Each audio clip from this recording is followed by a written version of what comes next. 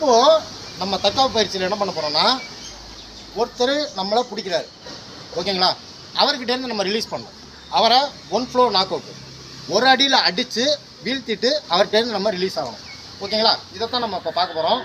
இப்போது ஆக்சுவலாக ஒரே பிளாக்கில் நம்ம வந்து எதிரிகிட்டேருந்து ரிலீஸ் பண்ணுறது நம்ம நிறையா வீடியோ பார்த்துருக்கோம். இப்போ வந்து அட்டாக்கு, ஓகேங்களா? எப்படி அவரை அட்டாக் பண்ணிவிட்டு அவர்கிட்டருந்து ரிலீஸ் ஆகணும் அப்படின்றத நம்ம பார்க்க போகிறோம், ஓகேங்களா? இப்போ ஒருத்தர் வந்து நம்ம கையை பிடிச்சிட்டாரு, புரியுங்க?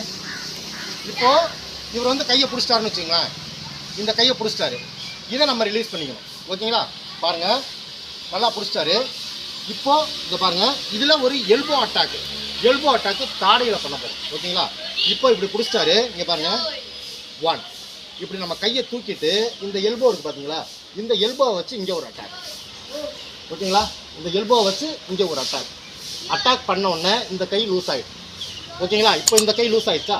இப்போது அப்படியே இந்த ரிஸ்ட்டை பிடிச்சிட்டு தலையை இப்படி பிடிச்சி 1 2, ஓகே? நெக்ஸ்ட்டு, ஓகே, பிடிச்சிட்டு இந்த கையை பாருங்கள் எப்படி வந்துருச்சு, ஓகே? இந்த கையை நம்ம இன்னுமே எப்படி வேணாலும் பண்ணிக்கலாம், கையை உடைக்கலாம், ஓகேங்களா?